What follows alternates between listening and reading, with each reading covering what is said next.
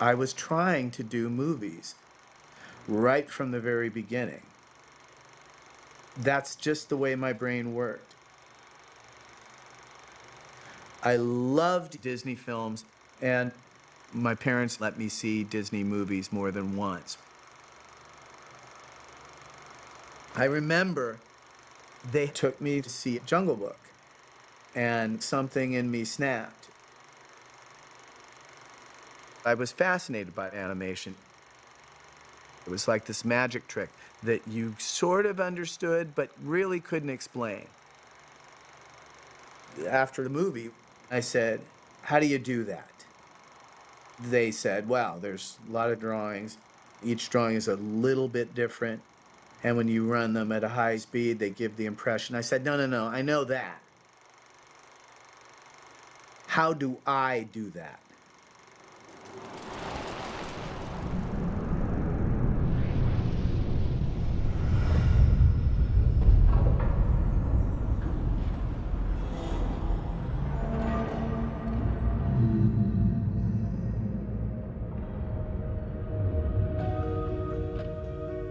My parents were really cool.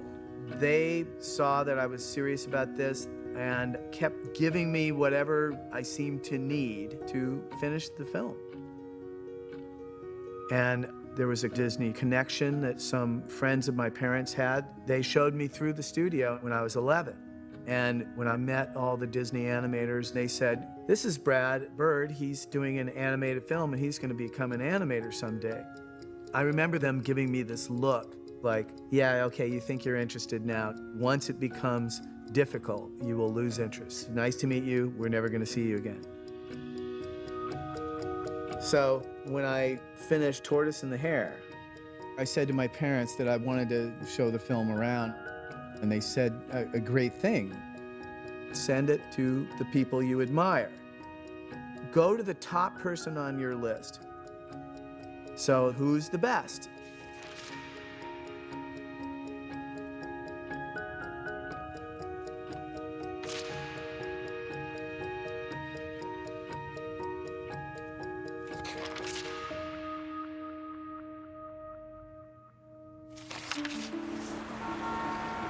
I came down to LA and met the cream of the crop.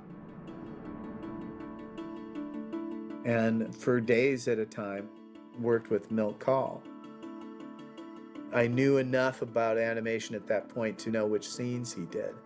And they were always like the best scenes. He was my hero. So it was kind of like being into acting and getting to work with Brando. He would just invent a scene for me to test some aspect of animation, and he would critique it. And, you know, he was tough. He would say, "Study live action. Tracing, it's a crutch, and it limits what the animation can be. If you want to learn animation, do your animation." He was a very opinionated guy who a lot of people were intimidated by, but I actually liked the fact that he had a strong opinion. People want everybody to behave all the time. Well, I don't think history is made by people who behave.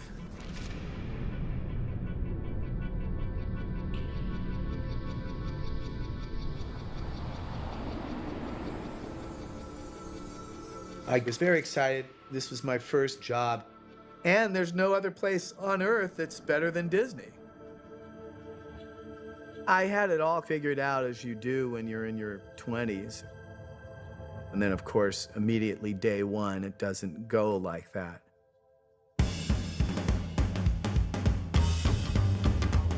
The sad thing was I was arriving just as all my heroes were retiring.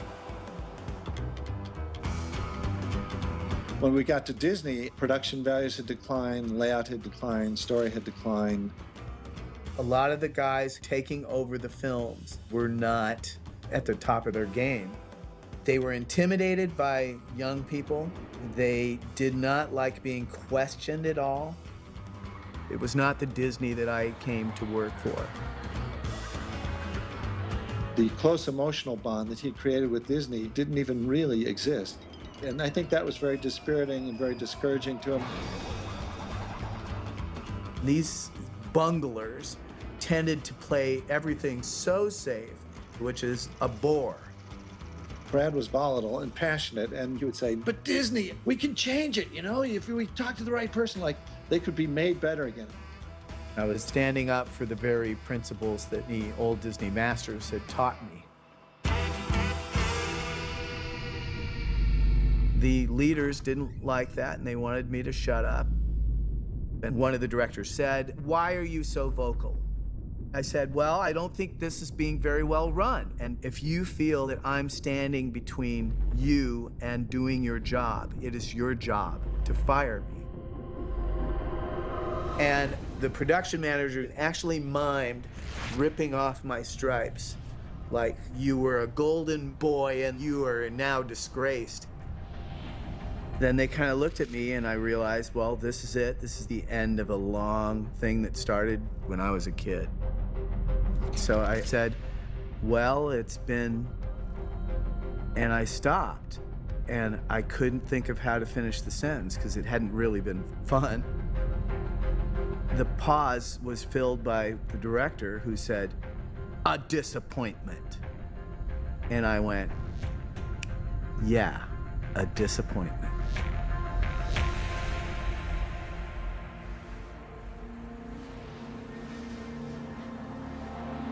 When I got fired from Disney, it was pretty bad in a lot of ways. So I said, well, I guess I have to leave animation. I mean, where is there left to go?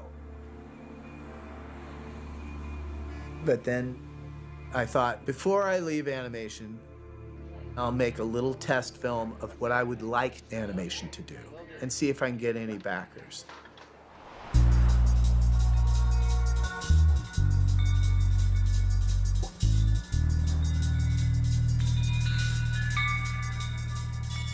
One of the projects was an animated feature version based on Will Eisner's Spirit, about a detective who everyone thinks is dead. I tried for several years to get that made, but no studio would ever let me take off. And I was told often, no animated feature will make over $50 million, and only a Disney film will make anything close to that. So there's no reason why we would get into feature animation. It was rough. And then something happened in my family that was hard to deal with. My sister, Susan, who I love very much and was very close to, died because of gun violence. Pointlessly, she was killed by her husband. I was devastated. When you shoot somebody, you're not just killing that person, you're killing a part of all the people that love that person. I was kind of gone in that period. I don't really have a lot of memories from it. It's like being in shock.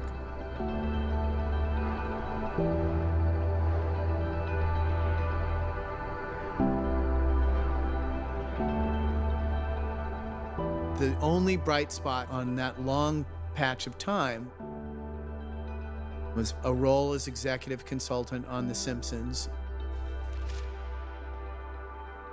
Working on The Simpsons, it was kind of a godsend for me.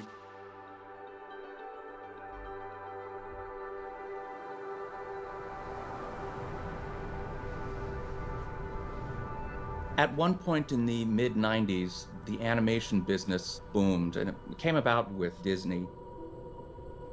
And suddenly, everyone wanted to get into animation. For the first time, animation was responsible for generating substantial revenue for film studios. I remember an executive who said, "Why shouldn't we get into animation? It's like having a money printing machine in the basement." Every studio and their mother came out of the woodwork to start creating an animation studio. Then you had Warner Brothers kind of pop up out of nowhere and start getting into the game. Of course, they wanted to have a piece of what Disney had. And I suspect that those demands came from Time Warner because it was a piece of entertainment business that they should be in. We came on, frankly, I didn't know very much about animation, and I'm learning at the hands of very many talented people you have in your group. And let me tell you, we're going to make a great movie. It seemed like a business that had a capacity for more players, and it appeared to us there was some serious money to be made. During that time, among the projects that I was developing was an animated feature called Ray Gun. It was at Turner, and Turner was another one of those guys jumping into the animation game. But it was the kind of backing that I've come to loathe. They have you in their roster, but they don't actually want to put you in the game because that might be risky. So they have you sitting on the bench, and they can go, see how great our bench is? Then Warner Brothers bought Turner, and all of Turner's huge assets, which were the MGM Film Library, Hanna-Barbera, Atlanta Braves, Cartoon Network, CNN, and in that huge amount of stuff was me and the last 3 months of my Ray Gun contract.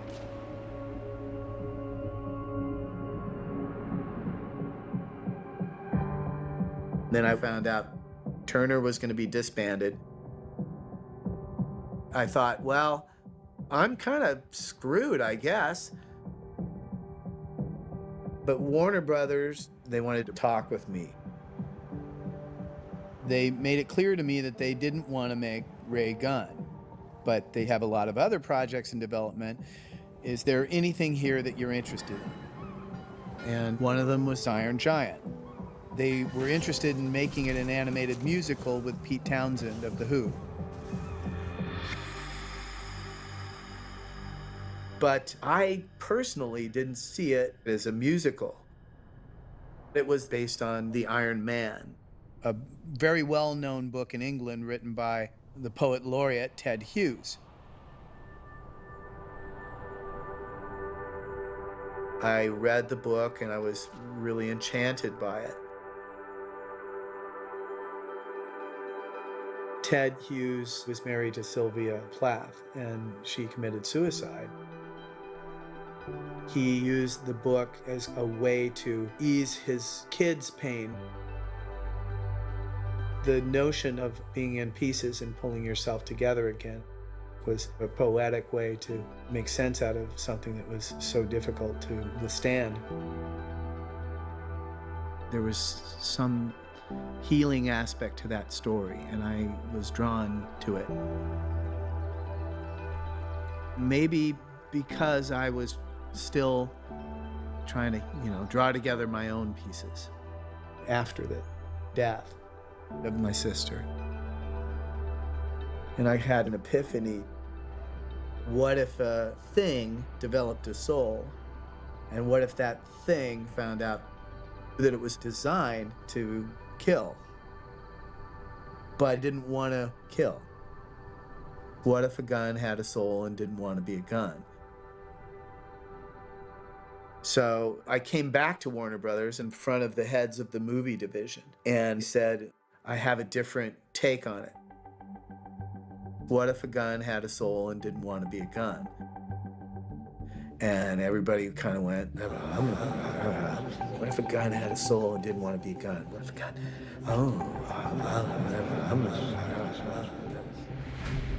But I just kind of launched into a story. And I scared the crap out of my development execs because I hadn't run any of this past anybody.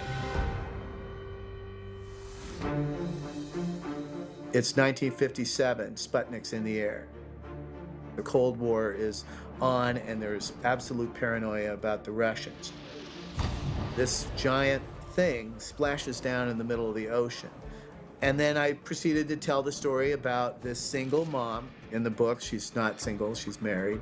The government character who's not in the book, the beatnik character who's not in the book. and a lonely kid. He's telling the giant about life.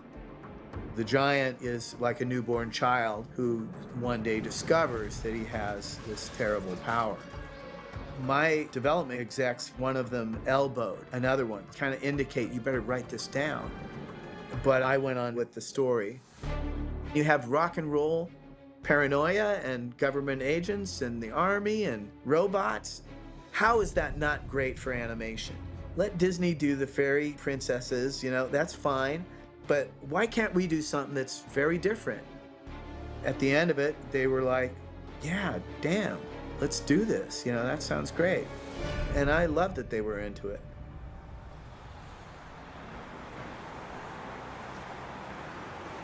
We want tons of good ideas. And we got, 80 minutes here, or whatever, 74, whatever I had to agree to knock everybody out.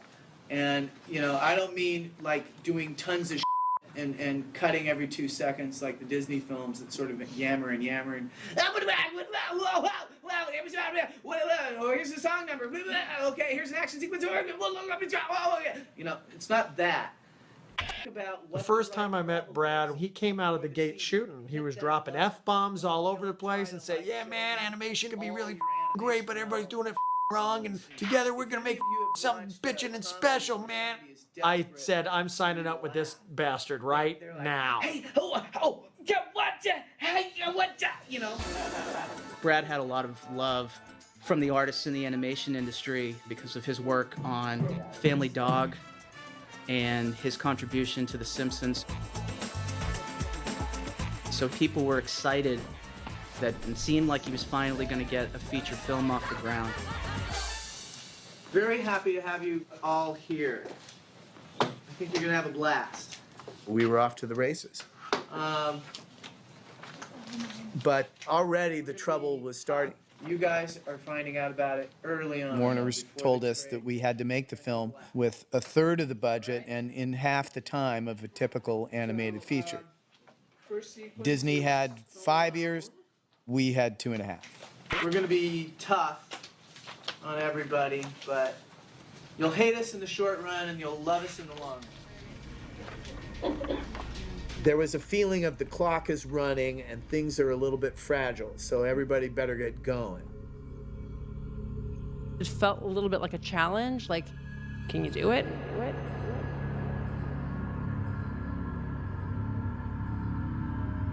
Plus, the animation department at Warner Brothers had been a really expensive proposition to that point and had not delivered results. So we had to remake the department pretty quickly. Seems like we should go over a little further so that it's kind of in the center frame and just going. And a lot of the top talent was taken by Disney and DreamWorks. Make this your own perfect dorm room. So you had to grab who was available at that moment. We had to find young artists, new artists, older retired artists that Brad loved and wanted to have as part of the team. Brad took all the hard cases, the kind of leftovers, the troublemakers, the people that had opinions. We weren't necessarily other animation studios' first choices. There was a lot of rebellious artists. We were seen as this odd group of people off to the side of the mainstream. I'm working to the bone. A lot of us didn't have the experience, so we were kind of the bad news bears, the underdogs, the ones that nobody thought could do it. If you looked at my resume at that point, you would go, you are not allowed in. I had never storyboarded on a movie ever. I was the producer, and I interfaced with the studio, I interfaced with the artists, and it was the first movie I ever produced pretty much by myself. I'd never been head of story before, and I won't lie to you, I was not sure I could do it. I've never done this before either. We were not the most accomplished animation team in the industry by any stretch. We have an inexperienced crew, and we're starting to stack up some scenes, but they're also getting eaten up, as quickly as we can stack them. So we're trying. I thought me and this ragtag group come hell or high water, we're going to make the most of this opportunity. This may be my lone shot. We are literally in a race against the budget and time on this. And, you know, I don't want to have any apologies or excuses for this thing at the end of it. I honestly think that we can kick royal ass and totally stand right up next to Disney with, you know, a lot less money and time and just go, you know, we're here and, you know, deal with us. But we still had a big hurdle. The giant was the main character, and I didn't really like its visual approach back when it was being developed as the musical. So I approached Joe Johnston, who was a director and one of the principal designers on the original Star Wars trilogy. And Joe did the first sketches of what I considered to be our Iron Giant.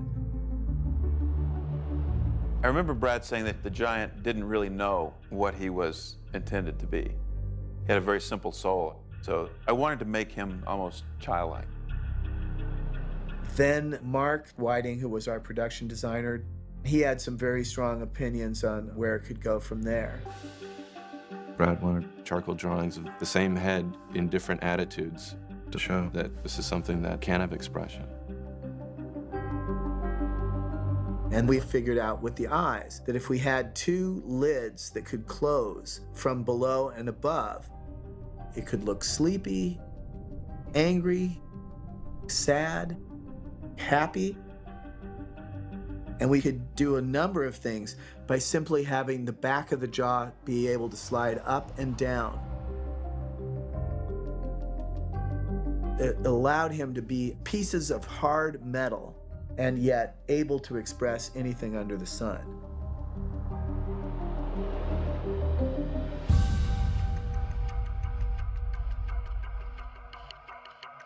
Making an animated film is like a marathon race, but you're sprinting the whole way. Literally making a movie one frame at a time. And it's lots of things to juggle over long periods of time.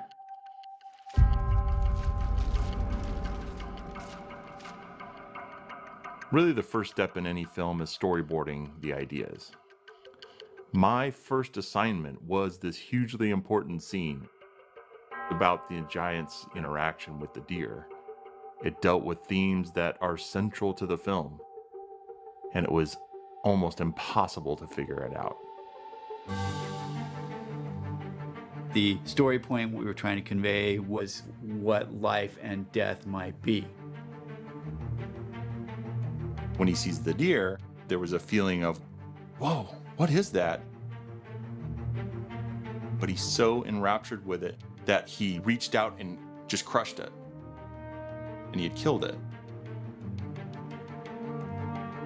The tricky part of the sequence was, it was so devastating to the giant.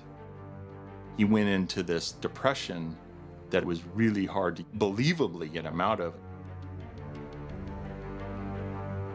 We had to think of how can we get this across without doing a record scratch on the whole movie.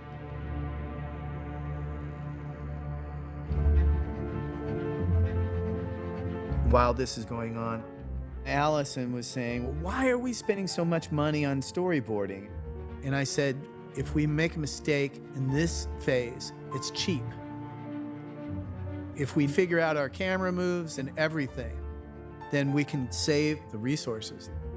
We're spending money. Every day we're spending money. And we don't have extra. Brad was under constant pressure from the studio, so we had to prove to them that we knew what we were doing. That's where Andy Jimenez and the story reels came in. The story reel is where you give movement to all your storyboarded images on videotape.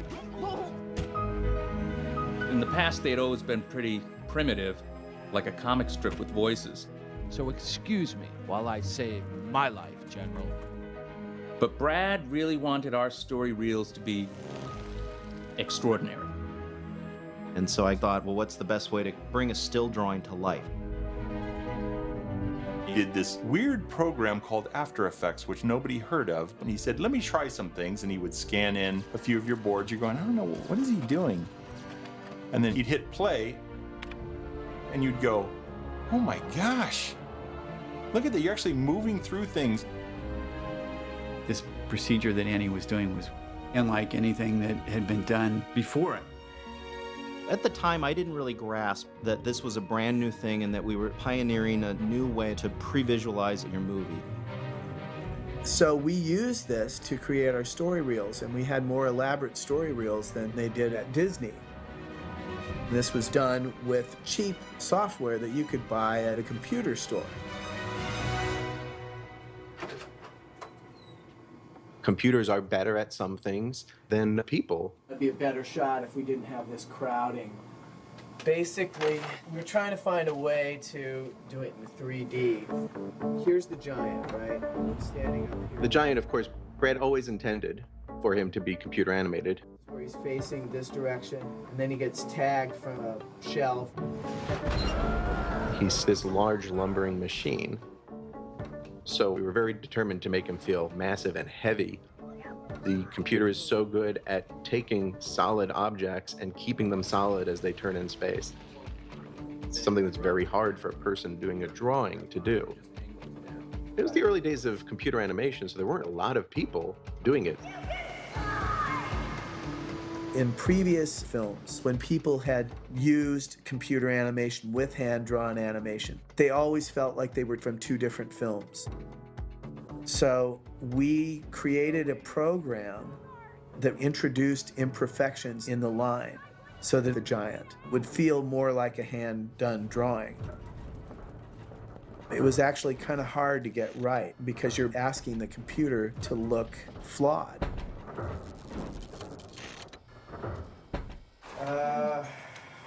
The problem is the... Oh yeah, where he actually tries to... Yeah, I'm just saying it's a minefield. And We were out of time, and we needed to know where that deer sequence was going to fit. It was so important. So I called everyone into the story room, and no one was leaving until it was all figured out. Hey, look, it's a deer. The giant needed to understand the meaning of death, but he couldn't kill the deer himself in order to grasp that concept. It was just too much. We knew that he had to see the death for the story point to be made, but it can't die at his hands. It's dead. And then Brad brought in the idea of hunting, the idea of guns, guns kill. From the deer to the gun, and the giant will start to finger the gun. By having hunters and having a weapon, Well, I guess he decided to. the giant's not responsible for the death. And you start to use this concept of the initial pitch. They shot it with that gun. What if a gun had a soul? Guns kill. Guns kill.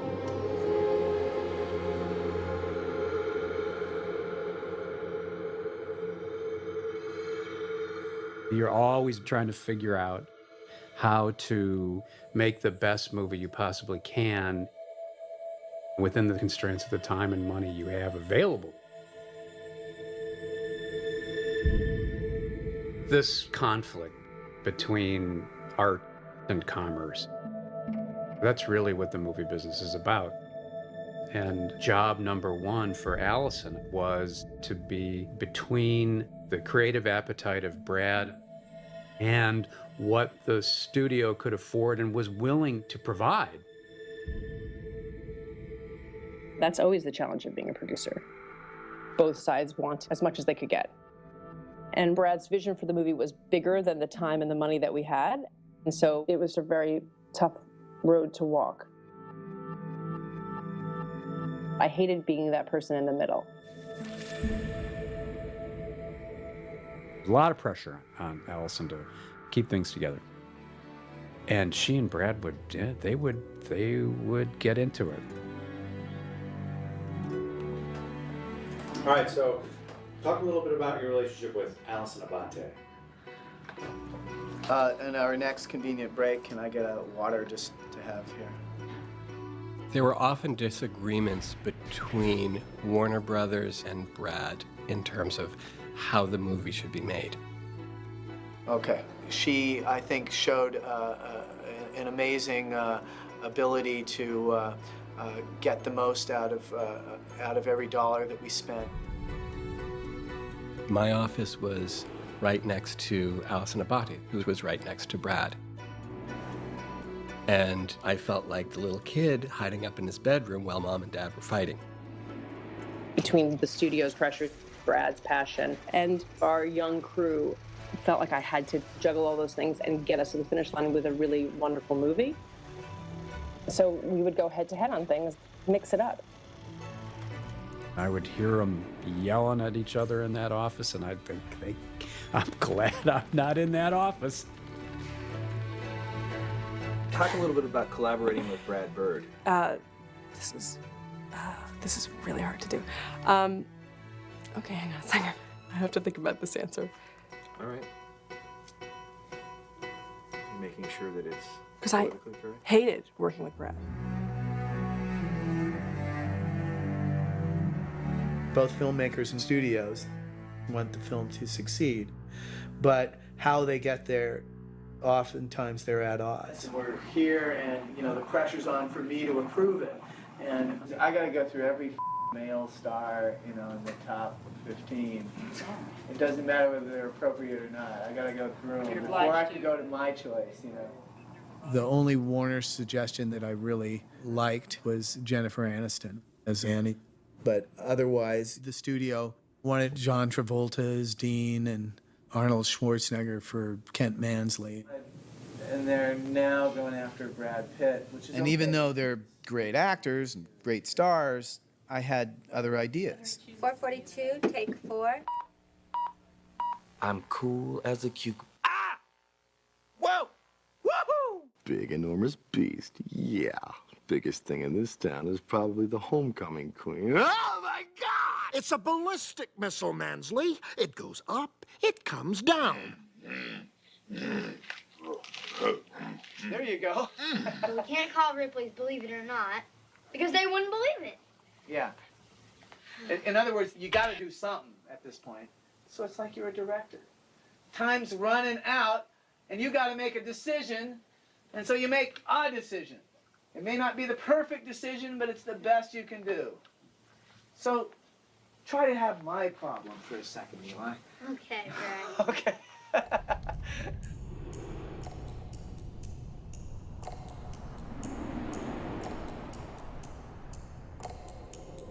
I feel like if you can keep the head turned out a little more here, Yeah.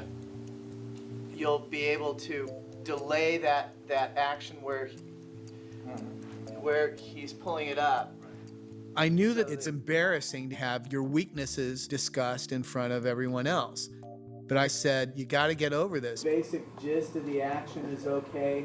I think the expressions are not quite right. So they rigged up a way to project the animation, and he would go through and give notes one at a time to everybody in the room. The hands are doing an outward gesture rather than a inward moving in one direction. You know what I mean? And since you're hearing what everybody else is going through, it really helped to unify all of us. Separately, we're kind of a ragtag, underfunded team of animators. But every one of us has different strengths. If we can pool our strengths, together we make the best animator around. It was really inspiring.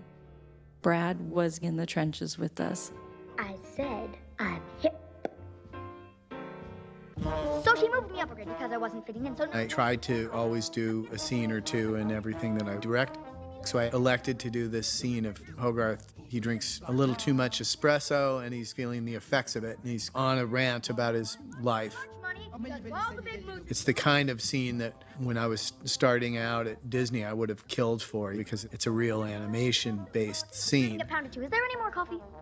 Look, it's really none of my business, kid, but who cares what these creeps think, you know? They don't decide who you are, you do. Maybe accent R a little bit, like you are. That's who you are. Oh, I'm with are you. Okay. who you choose to. You are who you choose to be.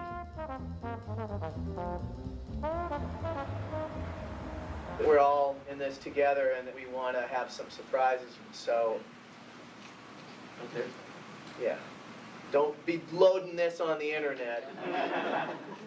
Any of you who are internet guys, I mean, if you have to talk about the movie, try to talk about it with some sense of having Christmas and, you know, not telling everybody what they're going to have for presents. Okay. All right. Anybody else? Do you have anything in mind to promote this to a teenage audience? My own personal standpoint, I would sell this, and I don't know about this stuff, but I go to movies a lot, and I know what would work on me. I wouldn't be afraid. I'd say, yeah, we're PG. That's what we are. We're Warner Brothers, you know. There's Disney, and we're Warner Brothers. You know what I mean? And, you know, in other words, Mickey Mouse, G. Bugs Bunny, PG. You know, and to me that's very in harmony with Warner Brothers, and I think they should do that. I think that we should separate ourselves from Disney, but over on the lot you can spook the horses easily, and the horses can be very calm, and then one person can come in the room, you know, and go, "He hurts himself in this scene," and everybody kind of goes, you know?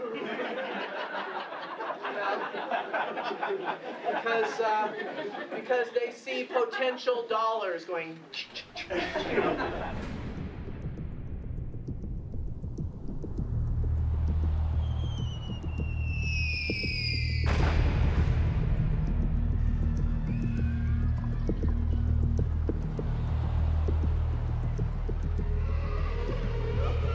Warner Brothers was not in a good mood.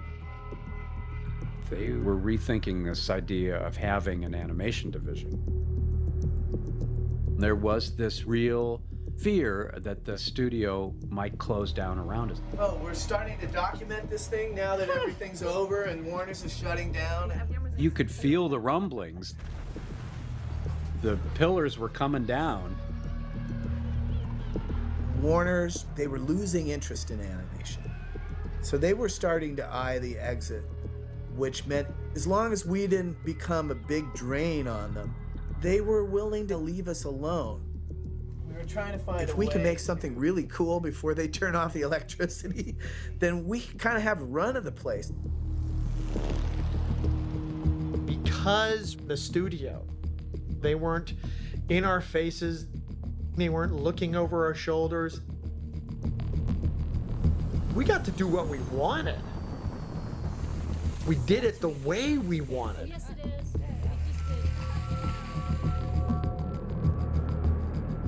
And we don't have as much as Disney and DreamWorks in terms of time and money, but what we got that they don't have is some freedom and some leeway, and let's take advantage of it. All systems go!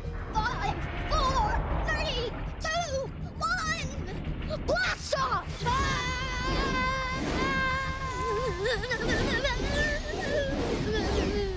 We're landing! We're landing! We're landing!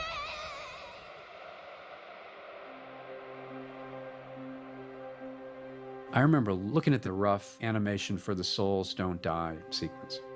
We had a small editorial room with 40 or 50 people crammed in there, and it was just black and white, and it was rough, it wasn't cleaned up.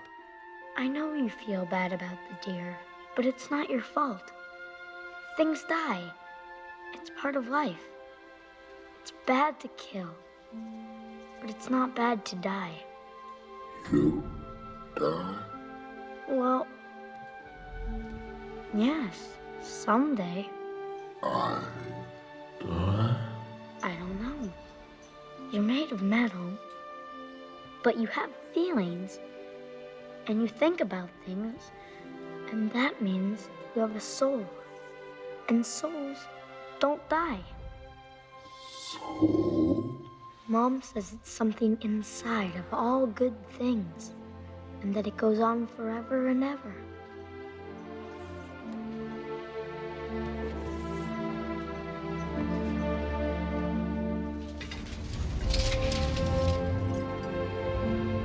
Souls don't die.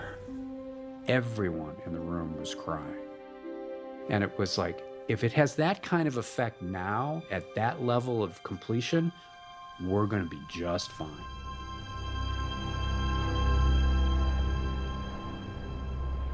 This film is going to soar bigger than bigger. Well, we hope. Right now, I just want to get this thing released. I'm in that survival There's the mode. director, yeah. Yeah.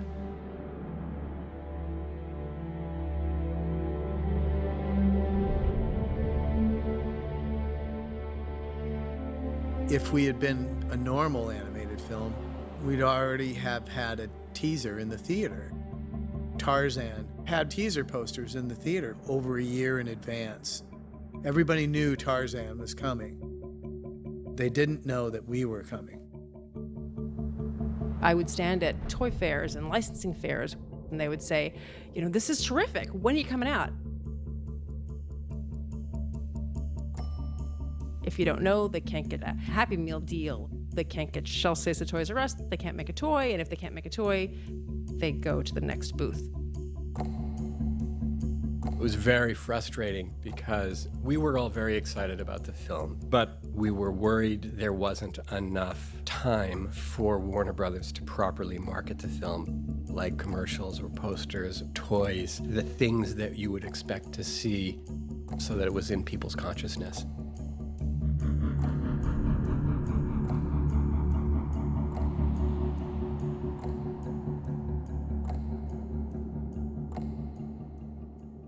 I had been sent things, mainly scripts, up until that point.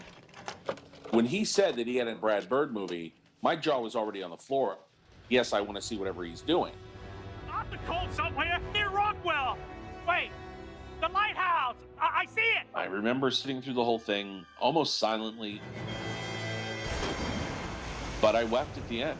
And the idea that this unfinished movie, still with storyboards in place, could make me weep. I knew full well, this is an American masterpiece. This is as good as American animation gets, and I don't know if Warner Brothers realizes what they have. Okay, now, march! Woo!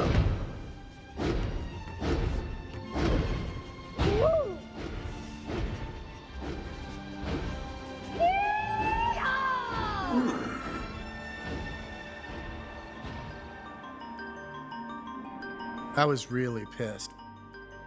Something that was not finished was being examined. But very quickly, it took on a slightly different feeling because we were having trouble getting attention. Suddenly, it got attention. I think it gave a little boost to the crew. It was a big boost to have it on that website because we thought we had something special, but then to have it confirmed by somebody who wasn't attached to the company or wasn't working on the film, it was really thrilling. That's when we started dreaming that, oh, this could be a big success. This could be like a blockbuster and change the world.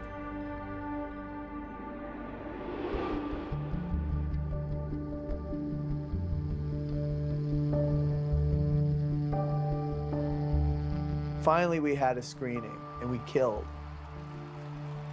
They were the highest test scores Warner's had had in 15 years. They were like, oh, crap. When they did finally see the film and saw how great it was, the studio did articulate that they could use more time to advertise a movie. If we released it the following year, that would give them time to get everything in gear for it.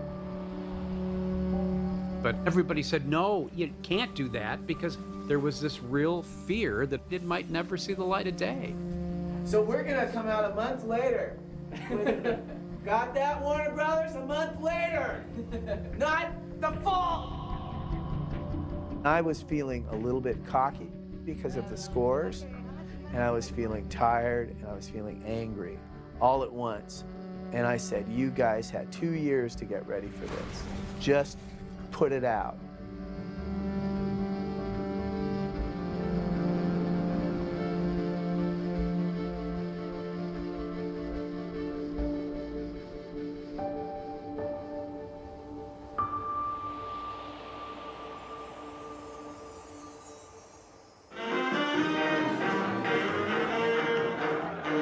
one of the best parties ever. Just an orgy of good feelings and good times. If you could say one thing about Iron Giant, what would it be? It rocks. It rules. I'm so young and I'm such an inexperienced animator. Brad just allowed me the opportunity. Somewhere else, I probably would have gotten the boot. Film is the best film going, and let's all hope it makes a lot of money so we can make another film.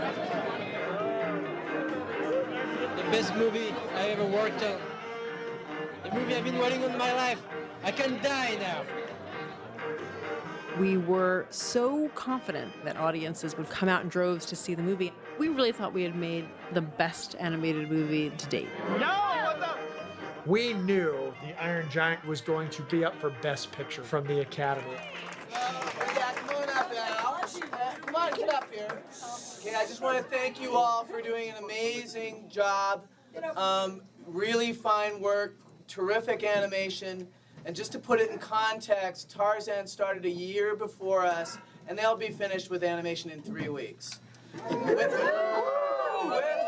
more animators. So, they're pussies!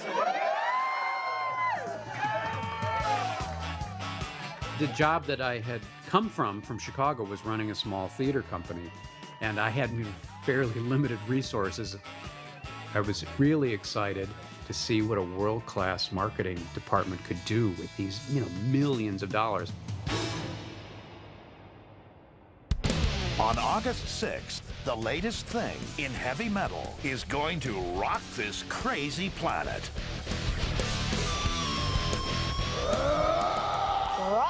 Run!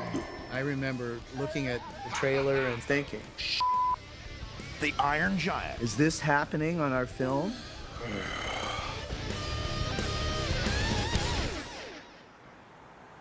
I hated that. But I was full of confidence at that point because our test scores had been so high. And I thought word of mouth is going to take care of us. I got up and we had a great review in the LA Times. And I was feeling very up about it and I was very excited. And I went to a theater in LA that was showing it. Right next to the theater entrance was Johnny Rockets. They were supposed to have an Iron Giant poster. And that's what they showed me in marketing. I'm checking out Johnny Rockets. They don't have a poster up. So I go, oh, okay, shake it off, shake it off. I go to the box office and they have like 10 auditoriums and all of them have these nice logos backlit of each movie in the type font of the original advertising. And on the 10th theater where the Iron Giant is showing, it's literally a piece of white paper taped up there. So I'm going, oh, okay, strike two. Let's just shake it off. Up at the top of the escalator, there were all these big banners for whatever else was out at the time. And I'm going, where's Iron Giant? Where's Iron Giant? I get to the top of the escalator and I make a turn and I see we have a really nice 3D standee of the Giant, but it's on the opposite side as you come out of the theater. And one of its legs has been torn off. And I'm practically hyperventilating, like, nothing was right. So I went into the theater and I'm kind of looking around like, where is everybody?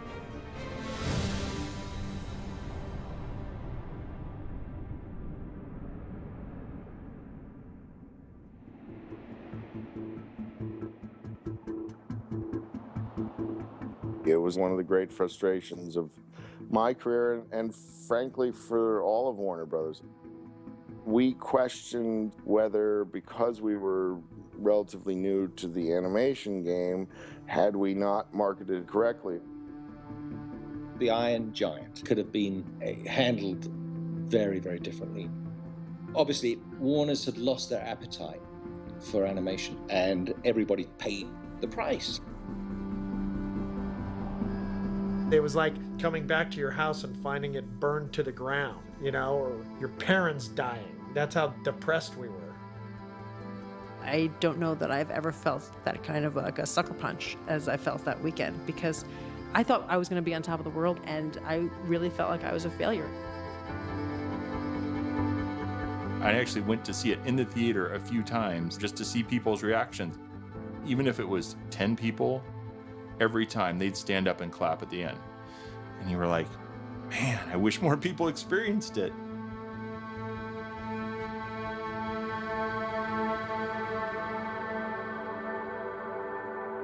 The moment that the first weekend ended, it was a dirge from the people at Warner Brothers who were like, okay, that film's done. We were dead. And I thought about all the people who worked really hard to make this film.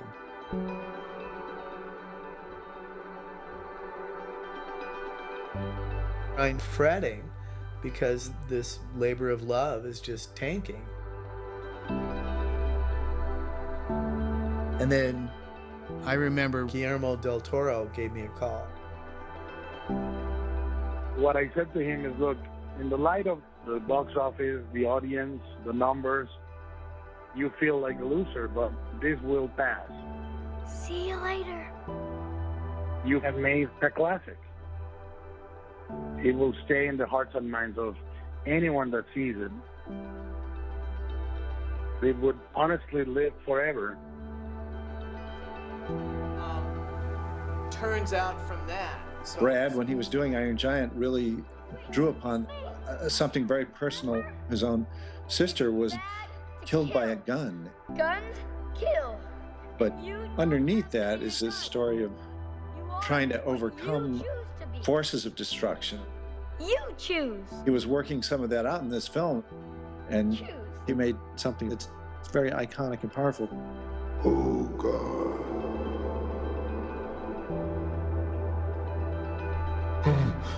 It's okay. It's okay. People who find The Iron Giant feel protective of it. It is not a film that people like casually. It is a film that people love dearly. And the people that have seen it share it with the people that haven't. And I think it's a movie that is going to continually be rediscovered. I always tried to communicate to the crew, we were together, we're going to do this. We're going to make something different and unusual, and we're not going to go quietly.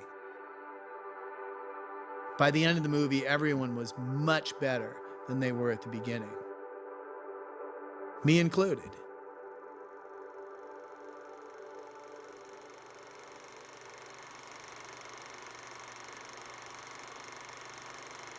That's some raw stuff right there.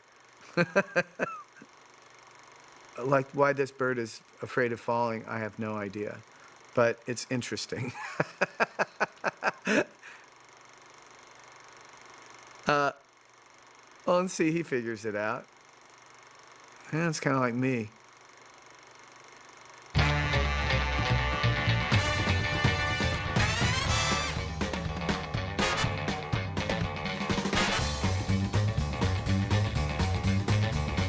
Anytime? Anytime. All right. So let's talk about the Iron Giant. All right. Hey. You get my food. Hi, I'm Jeffrey Lynch. I'm the head of the story department, or I should say I was the head of the story department. Is that the fastest interview you've ever done, Eli? Woo! Shaboom! It's about the only interview I've done. Put it this way, we drink a lot of coffee and do a lot of hours. I just want to check the spelling of Dean. It's W-E-L-L-I-N-S. That is it. Okay. Andy Jimenez. Am I saying that right? Andrew Jimenez. Andrew Jimenez. I'm sorry, I'm reading this off. My name is Adam Burke. I'm an animation addict. You guys are usually pretty funny. Is it too early in the morning or what? Oh, man. You're asking for a lot. But Basically, I'm the artistic coordinator for the show. I don't know what to say about that. That's a really odd question.